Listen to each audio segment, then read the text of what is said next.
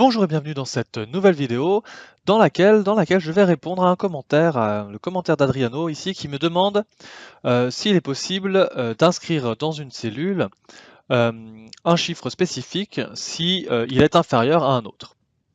Et il propose ici soit le format conditionnel, soit avec la formule si ou avec des si imbriqués. Alors, si je comprends bien ici donc la question, c'est par exemple, nous avons un index, nous avons une valeur minimum, et si je mets la valeur ici 2, ben, automatiquement on passe à 5 par exemple. Et ici, si je mets 8, on passe à 10. Donc, mon premier commentaire serait, de toute façon, on ne pourra pas le faire immédiatement dans la cellule avec une formule si, puisque effectivement, si ici j'ai une formule si, à chaque fois que je vais taper le nombre, ça va en fait tout simplement m'enlever la formule.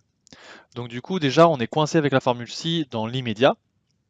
Et le format conditionnel, je n'ai pas connaissance, en tout cas pas aujourd'hui, et qu'on puisse changer la valeur de la cellule en fonction d'un minimum. Ceci dit, dans l'intention ici, il me semble beaucoup plus cohérent, si on travaille sur un fichier Excel comme cela, d'afficher tout le process pour que n'importe qui utilisera en fait le fichier Excel comprenne la logique qu'il y a derrière. C'est-à-dire qu'ici, si à chaque fois que je mets 2, parce que c'est la valeur réelle et ça se transforme en 5, on perd à terme la visibilité du fait qu'on ait en fait changé quelque chose. Alors pour moi, le principe ici, c'est plutôt d'avoir une valeur minimum, la valeur, et en fait une autre colonne qu'on va appeler valeur retenue, qui là du coup aura la formule si, et tout simplement qui va dire bah, si la valeur ici est inférieure à la valeur minimum, alors on va afficher la valeur minimum, et sinon on affiche la valeur. Et du coup de ce principe, bah, bien entendu, on en retrouve du coup le concept qu'on avait, quand la question originale, du coup on a bien effectivement que si cette valeur-là est inférieure à ma valeur minimum, bah, du coup on la retient, ou pas. Et donc ici, on peut voir, du coup, il n'y a pas de problème, tout fonctionne.